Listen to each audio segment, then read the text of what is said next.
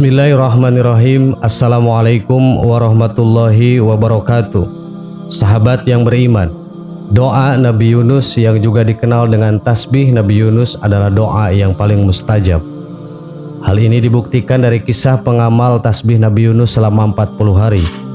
Bacaan tasbih Nabi Yunus terdapat dalam Al-Quran surah Al-Anbiya ayat 87. Al-Anbiya adalah surat ke-21 dalam urutan mushaf Al-Quran yang terdiri dari 112 ayat. Bacaan tasbih Nabi Yunus, La ilaha illa anta subhanaka inni kuntu minadh dhalimin. Artinya tidak ada Tuhan selain Engkau, Maha suci Engkau, sesungguhnya aku termasuk orang-orang yang zalim. Disebutkan dalam tafsir Al-Quran Kementerian Agama Republik Indonesia, doa tersebut dipanjatkan Nabi Yunus saat berada di perut ikan besar. Allah menerangkan Nabi Yunus kala itu di tengah berada dalam kegelapan. Menurut tafsir, kegelapan yang dimaksud adalah berada dalam perut ikan yang gelap, dalam laut yang dalam dan gelap, dan di malam hari yang gelap gulita. Ulama petafsir sekaligus ahli hadis Imam Ibnu Katsir dalam kitab Qasyasul Anbiya yang diterjemahkan Umar Mujtahid memaparkan sejumlah riwayat dan pendapat para ahli tafsir yang menceritakan kisah Nabi Yunus saat mengamalkan tasbih tersebut. Dikisahkan Allah mengutus Nabi Yunus kepada penduduk Nainawi, sebuah perkampungan di Mosul dekat Kupah. Penduduk kampung itu berada dalam kekafiran. Nabi Yunus menyeru kepada penduduk Nainawi untuk beribadah kepada Allah, bukannya mengikuti Nabi Yunus. Mereka justru mendustakan dan bertindak semena-mena kepada Rasul utusan Allah itu. Mereka tetap berada dalam kekafiran dan terus-menerus menentang Nabi Yunus alaihissalam. Kondisi tersebut berlangsung lama. Akhirnya Nabi Yunus memutuskan pergi meninggalkan perkampungan mereka seraya mengancam azab akan menimpa mereka setelah 3 hari kepergiannya. Sejumlah ulama salaf termasuk Ibnu Mas'ud, Mujahid, Sa'id bin Jubair, dan Qatadah menceritakan Nabi Yunus pergi, penduduk Nainawi yakin akan ditimpa azab. Pada kondisi demikian rupanya Allah memberikan hidayah kepada mereka untuk bertaubat dan kembali ke jalan yang benar.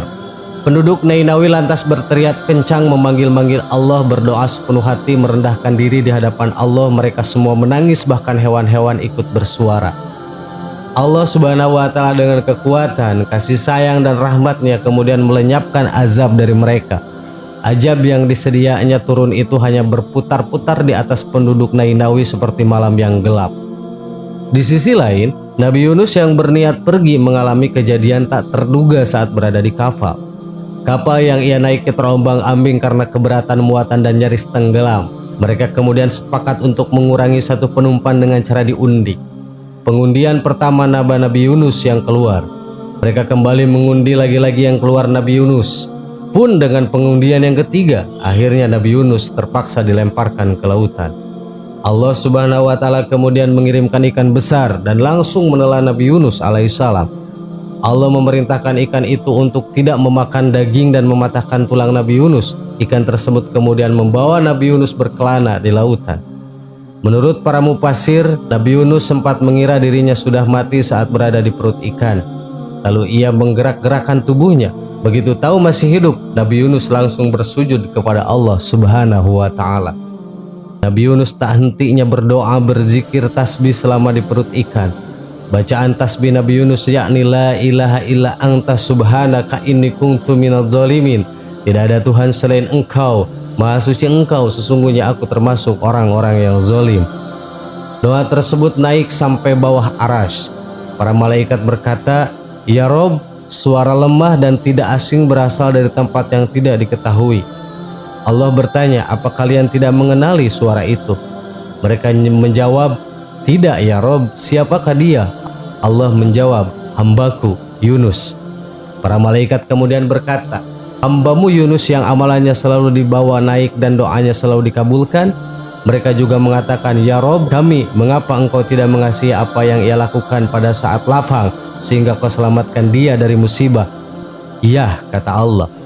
Allah kemudian memerintahkan ikan besar yang menelan Nabi Yunus itu untuk memuntahkannya di daratan tandus. Hadis ini turut diriwayatkan Ibnu Jarir dari Yunus dari Ibnu Wahab. Menurut riwayat Sa'id bin Abu Hasan dan Abu Malik, Nabi Yunus berada di perut ikan selama 40 hari. Ada juga yang menyebut 7 hari dan ada juga yang mengatakan 3 hari. Para ahli tafsir berbeda pendapat terkait hal itu, namun yang pasti hanya Allah yang mengetahui berapa lama Nabi Yunus berada dalam perut ikan tersebut. Sahabat yang beriman, itulah kisah Nabi Yunus dan tasbih Nabi Yunus yang sangat mustajab. Semoga bermanfaat. Wallahu a'lam. Wassalamualaikum warahmatullahi wabarakatuh. Bismillahirrahmanirrahim. Assalamualaikum warahmatullahi wabarakatuh. Sahabat yang beriman, sahur merupakan makanan atau minuman yang dikonsumsi oleh umat muslim sebelum fajar selama bulan Ramadan.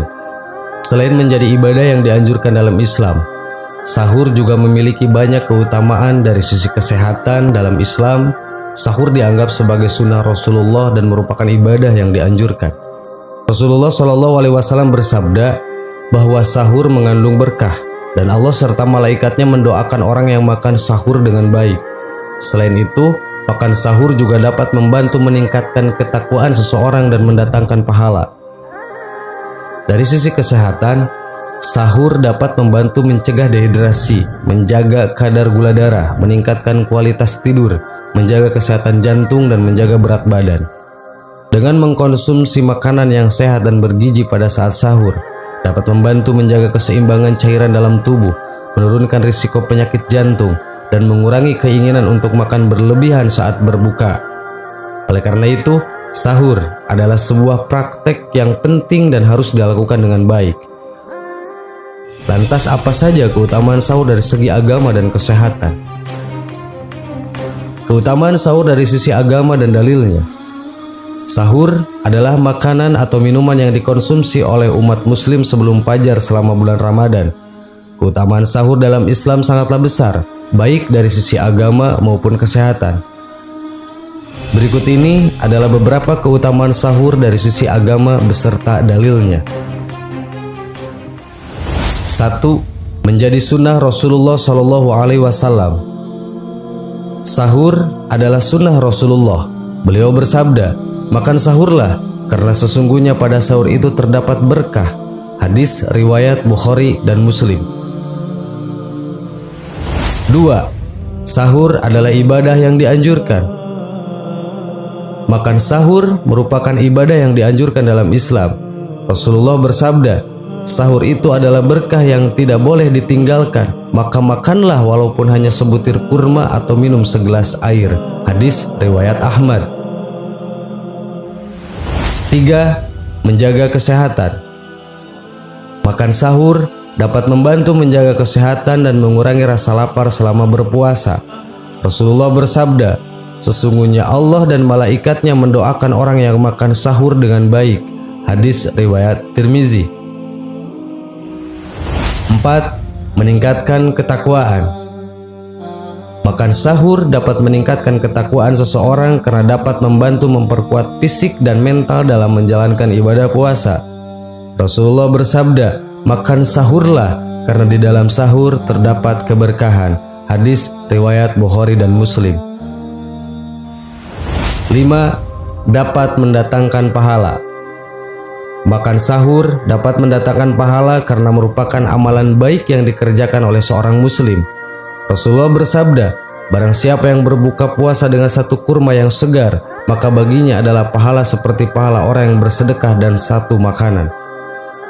Dari beberapa dalil tersebut, dapat disimpulkan bahwa sahur sangatlah penting bagi umat muslim yang sedang berpuasa. Selain sebagai sunnah Rasul, sahur juga membawa banyak manfaat bagi kesehatan dan ibadah puasa yang dilakukan. Oleh karena itu, sebaiknya umat muslim tidak mengabaikan keutamaan sahur dan berusaha untuk melakukan sahur dengan baik. Keutamaan sahur dari sisi kesehatan. Sahur memiliki banyak keutamaan dari sisi kesehatan bagi orang-orang yang sedang berpuasa.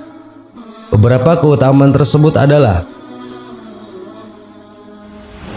1. Mencegah dehidrasi.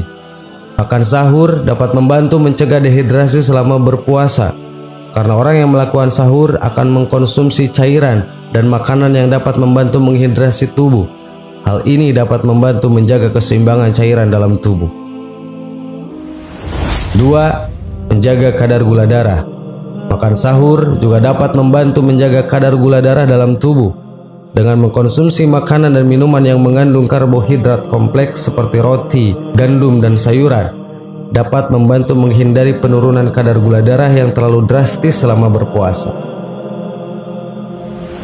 3. Meningkatkan kualitas tidur. Makan sahur juga dapat membantu meningkatkan kualitas tidur selama bulan puasa. Dengan mengkonsumsi makanan yang mengandung karbohidrat kompleks dan protein, dapat membantu mengatur kadar hormon serotonin dalam otak yang dapat membantu mengindukasi tidur yang lebih nyenyak. 4. Menjaga kesehatan jantung. Makan sahur dapat membantu menjaga kesehatan jantung.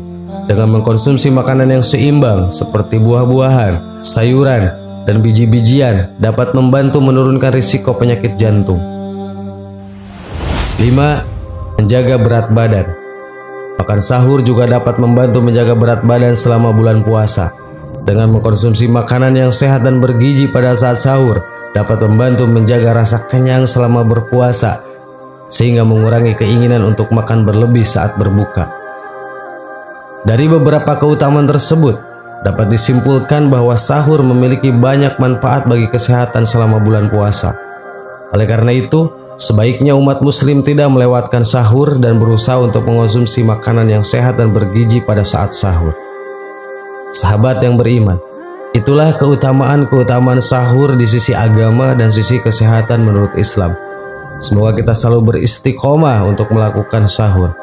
Semoga menjadi tambahan ilmu buat kita semua. Wallahu a'lam. Wassalamualaikum warahmatullahi wabarakatuh.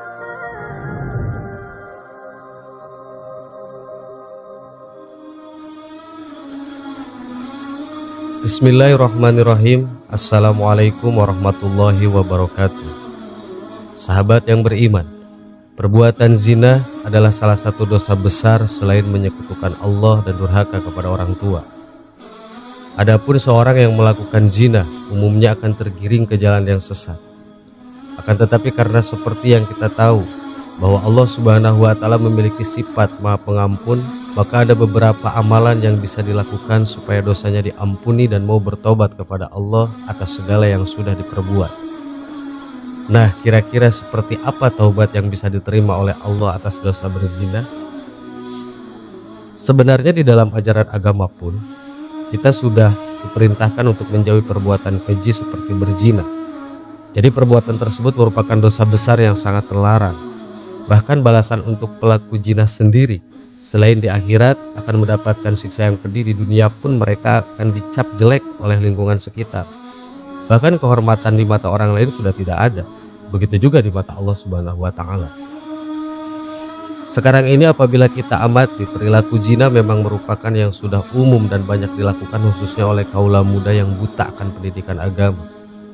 Adapun mayoritas dari mereka sudah dipengaruhi oleh budaya luar yang mana cenderung menyesatkan manusia dan tentunya sangat bertentangan dengan budaya timur maupun agama Islam. Yang jadi pertanyaannya, apakah dosa kita bisa diampuni jika kita telah hilaf melakukan zina? Seperti yang saya bilang sebelumnya bahwa Allah Maha Pengampun, maka secara otomatis semua orang diberikan kesempatan untuk bertaubat asalkan dengan sungguh-sungguh dan tidak hanya dari lisan saja, melainkan juga dari hati dan perbuatan. Sebenarnya ada 3 syarat utama yang bagi pelaku zina yang harus dipenuhi jika ingin dosanya diampuni oleh Allah Subhanahu wa Ta'ala. Adapun 3 syarat penghapus dosa zina itu adalah sebagai berikut. 1. Taubat dari zina. Bagaimana cara bertaubat dari pelaku zina? Caranya yang tentu saja dengan berhenti melakukan zina. Karena taubat adalah sesuatu yang sebenarnya wajib dilakukan oleh umat muslimin, karena bagaimanapun juga manusia itu tempatnya hilang. Apalagi jika kita melakukan perbuatan dosa besar, tentu saja taubat yang dilakukan juga harus sungguh-sungguh. Taubat gerbang perubahan perilaku. Logikanya, orang yang mau bertaubat dengan sungguh-sungguh maka dia akan berhenti untuk melakukan zina dan berupaya untuk memperbanyak amal baik. Dengan demikian, pintu maaf dari Allah akan terbuka lebar untuk seseorang tersebut. 2. Menyesali perbuatan. Setelah bertaubat, pastinya kita harus menyesali atas dosa besar yang sudah kita lakukan. Penyesalan itu harus diwujudkan dan tidak hanya di lisan saja. karena kita juga harus membersihkan hati kita agar tidak terdorong untuk melakukan maksiat lagi. Seseorang yang sudah mempunyai penyesalan sampai ke dalam hati, biasanya dia akan konsisten untuk tidak melakukannya lagi di masa depan. 3. Tidak melakukan maksiat lagi atau taubatan nasuha. Mereka yang dari hati bersungguh-sungguh untuk bertaubat, maka dia tidak akan mengulangi dan terperosok ke dalam lubang kemaksiatan yang sama. Jadi seseorang tersebut akan senantiasa menjaga diri dan menahan diri dari tindakan kemaksiatan itu lagi. Adapun dalam Islam sendiri, istilah itu disebut dengan taubatan nasuha. Jadi taubat yang dilakukan dengan sungguh-sungguh dan tidak akan dilakukan lagi. Jadi demikianlah 3 syarat utama dan yang paling penting supaya dosa zina yang telah dilakukan bisa diampuni oleh Allah Subhanahu wa taala. Akan tetapi, dosa yang sudah dilakukan tersebut tentunya tetap akan mendapatkan balasan di akhirat nanti atau dikenal dengan istilah hukum Uhud. Adapun salah satu contoh perilaku yang erat dengan hukum Uhud itu ya zina itu tadi. Oleh karena itu sudah sepatutnya kita memohon kepada Allah agar dihindarkan dari perbuatan dosa besar. Lalu bagaimana jika perilaku zina itu dilakukan oleh mereka yang sudah menikah? Apakah sama dengan mereka yang masih belum menikah? Itu adalah pertanyaan umum yang sering ditanyakan oleh semua orang. Jadi jawaban yang benar atas pertanyaan tersebut adalah dosanya berbeda. Dalam ajaran agama Islam, bagi seseorang yang melakukan zina dan sudah menikah, maka hukuman yang pantas adalah dirajam dengan lempari batu hingga meninggal dunia. Sedangkan untuk pelaku zina yang masih belum menikah, maka hukuman yang tepat adalah memberinya hukuman cambuk sebanyak 100 kali, dan setelah selesai hukuman wajib melakukan taubat nasuha atau taubat dari zina secara sungguh-sungguh dan tidak akan mengulanginya lagi. Allahu a'lam. Assalamualaikum warahmatullahi wabarakatuh.